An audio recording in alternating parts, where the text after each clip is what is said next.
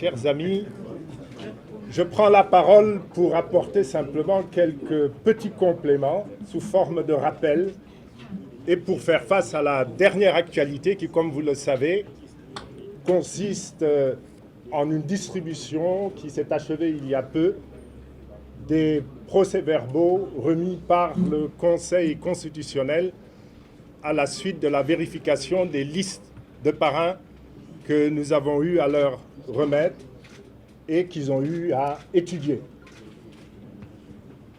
Rappelons que c'est dans la précipitation qu'il y a eu modification de notre Constitution, modification de la loi électorale et arrêté d'application signé par Monsieur le ministre de l'Intérieur. Cela a permis le démarrage d'un parrainage, d'un système de parrainage unique au monde. Il est bon de le rappeler. Il est bon que les Sénégalais sachent que ce système de parrainage tel qu'il a été conçu n'existe nulle part ailleurs dans le monde. Il est donc synonyme de grosses difficultés. Et nous avons attiré très tôt l'attention des Sénégalaises et des Sénégalais sur le fait qu'il s'agissait d'un système inapplicable. Mais l'objectif était d'abord l'élimination de candidats. Jugez-en vous-même, difficile au point que l'arrêté de Monsieur le ministre ne peut pas respecter la loi. Difficile au point que la Constitution parle de signature et qu'à aucun moment donné, j'y reviendrai, ces signatures ne sont contrôlées. Nous avons un Conseil constitutionnel qui ne respecte pas la Constitution, un ministre de l'Intérieur qui ne respecte pas la loi lorsqu'il signe un arrêté. Et lorsque l'opposition introduit des recours, la justice se montre complice. Nous savions que le juge constitutionnel, qui est le seul juge de l'élection présidentielle, allait être incompétent. Combien d'entre eux savent manipuler, ne serait-ce qu'un fichier Excel? Ils ont donc dû avoir recours à des services externes, extérieurs, en excluant la Sénat, en excluant également les partis politiques qui sont concernés en premier chef par l'organisation d'élections dans notre pays. Ils ont fait appel à des services extérieurs, mais ils restent incompétents dans l'appréciation du travail qui leur est fourni. Mais double raison de se méfier, de ne pas accepter, de ne pas croire en la qualité des restitutions qui sont faites par le Conseil constitutionnel. Ils ont mis en place un système un dispositif de contrôle auquel ils ont associé l'ADIE, l'Agence de l'informatique de l'État, et la DAF, la Direction de l'automatisation des fichiers du ministère de l'Intérieur.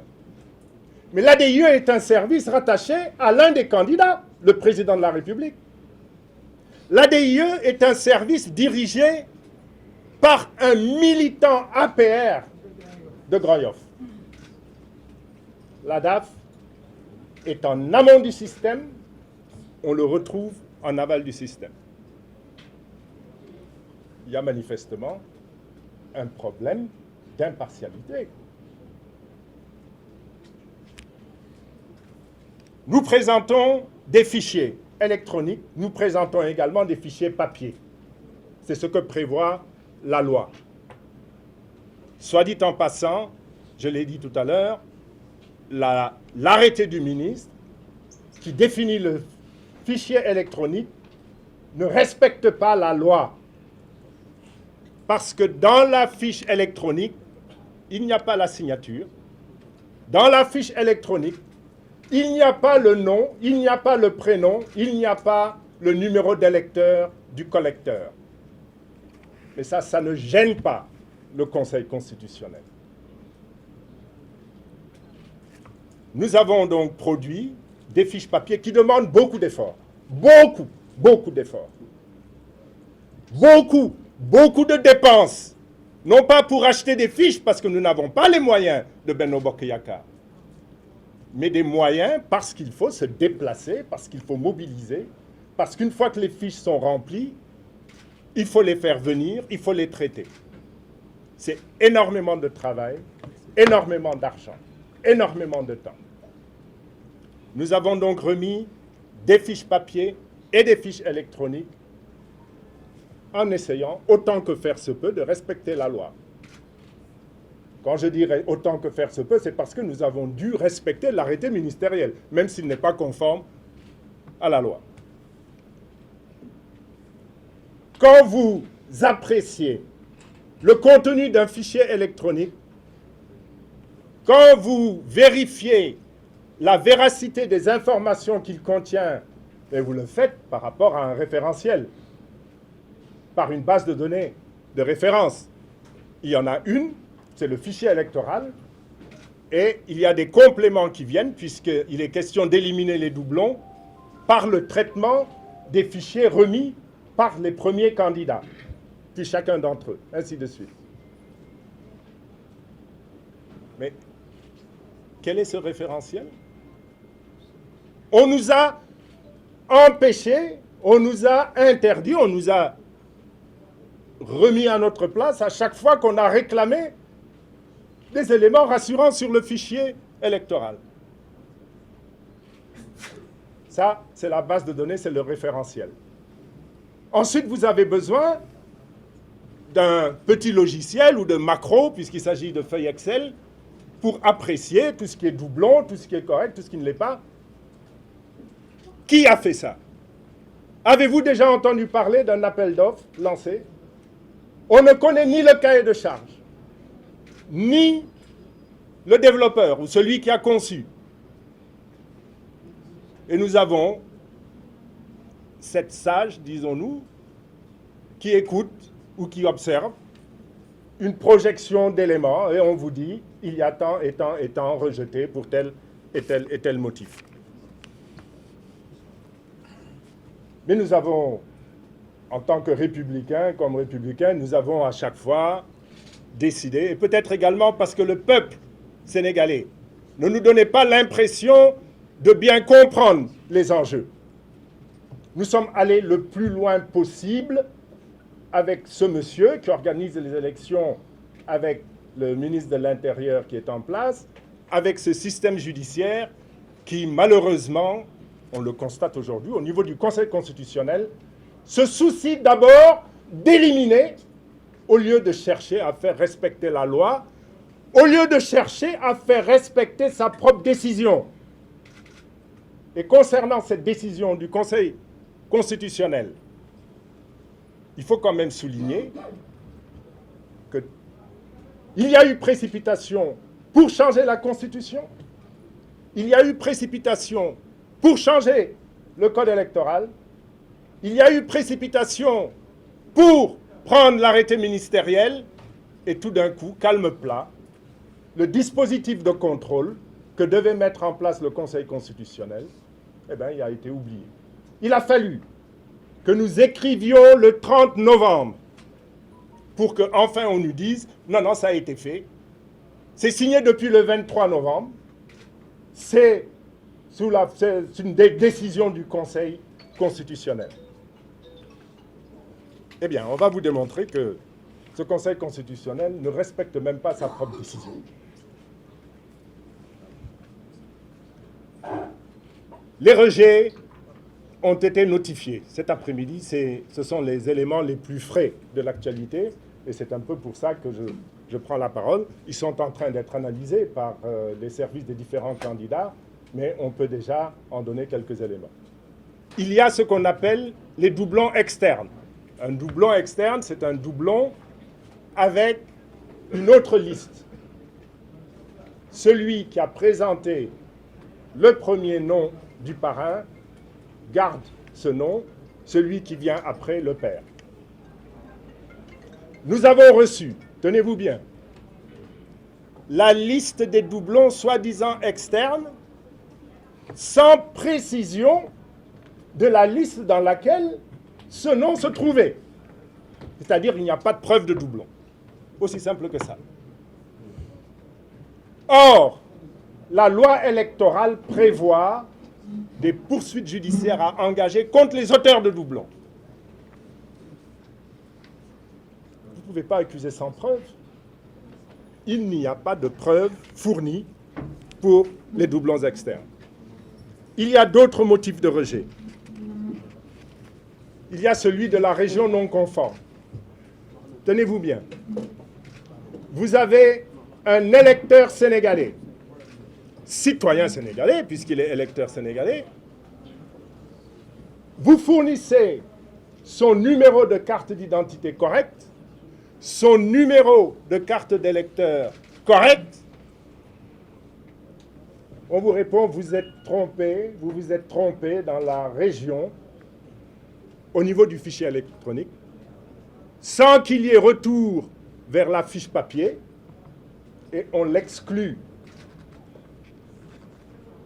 On exclut ce citoyen sénégalais et on lui refuse le droit de parrainer un candidat à la présidentielle. Vous avez aussi un cas particulièrement curieux, non inscrit au fichier électoral. Alors, je vous parlais tout à l'heure des efforts qui ont été déployés par les équipes des candidats. On leur donne des instructions. La première des instructions, c'est s'il a déjà parrainé quelqu'un, ne recueillez pas sa signature. S'il n'est pas électeur, ne recueillez pas sa signature. Et d'ailleurs, quand les fiches papier reviennent, on est obligé de les saisir. Donc, quand il n'y a pas de numéro d'électeur, on ne saisit pas, parce que ce n'est pas bon. Et là, on vous sort un rejet non inscrit dans le fichier électoral. Mais c'est impossible, ça. Et à moins que le Conseil constitutionnel n'accepte d'être complice, mais il lui appartient de retourner à la fiche papier pour voir ce qu'il y a dans la fiche papier. Et c'est ça qu'il a mis dans sa décision numéro 1/2018 du 23 novembre 2018. En cas de litige, en cas d'anomalie, on va vers la fiche papier. Le Conseil constitutionnel, pressé d'éliminer des candidats, ne retient pas de respecter sa propre décision. Et je vais vous donner un cas, malheureusement, je vais demander à ce collègue de m'en excuser, je vais vous donner un cas personnel. Nous avons produit toute une liste, toute une liste de parrains de l'étranger. Toute la liste a été rejetée sous le prétexte que nous n'avons pas donné de numéro par ligne de parrain. Bon, évidemment, le président du Conseil constitutionnel ne connaît pas Excel. Mon représentant il a dit, mais écoutez, c'est une affaire de 2 clics, tac, tac, petite formule qu'on copie, et puis ça y est. Non, non, non, on rejette. Ça vous prouve, on aurait pu aller vers les fiches papier, comme ils le disent, et vérifier, parce que ce qu'on leur demande, c'est de constater l'existence ou non du parrain et la conformité des éléments, notamment nom, prénom, numéro de carte d'électeur, numéro de carte d'identité. Mais on a eu affaire à des personnes pressées de vous éliminer sous quelque prétexte que cela puisse être. Il y a aussi de nombreux cas de rejet concernant la carte nationale d'identité non conforme. Cela également est bien curieux. À chaque fois, on vous dit non conforme sans préciser la nature de l'erreur. Donc, nous n'avons pas aujourd'hui les moyens de contrôler ce qui nous a été donné. Alors, il faut également préciser, on me le rappelle, que nous avons donné des fichiers électroniques, des fiches papier, la moindre des politesses, c'est de nous retourner des fichiers électroniques pour qu'on puisse nous-mêmes faire nos propres contrôles. Ils nous ont remis des fiches papier avec des milliers de lignes. Comment voulez-vous organiser un contrôle? Encore une fois, vous le constaterez, et il est important qu'au-delà de vous, le peuple du Sénégal le constate. Nous avons affaire, nous le savions, nous l'avions dit, mais la réalité le confirme, la pratique le confirme. Nous avons affaire à un système destiné à éliminer des candidats. Et ce n'est qu'un premier filtre. Nous vous demandons de prendre note et d'en être conscient. Car ce matin, nous relisions un communiqué du 16 mai 2018 où nous annoncions déjà tout ce dont nous vous parlons. Nous sommes dans une stratégie mise en œuvre, cela a été dit tout à l'heure par le ministre Thierno Alassane Sall, visant à éliminer des candidats pour assurer l'élection la plus facile, la plus paisible, je ne sais pas, ça on verra ce que le peuple sénégalais décidera, l'élection la plus facile possible au président Macky Sall. Je vous remercie de votre attention.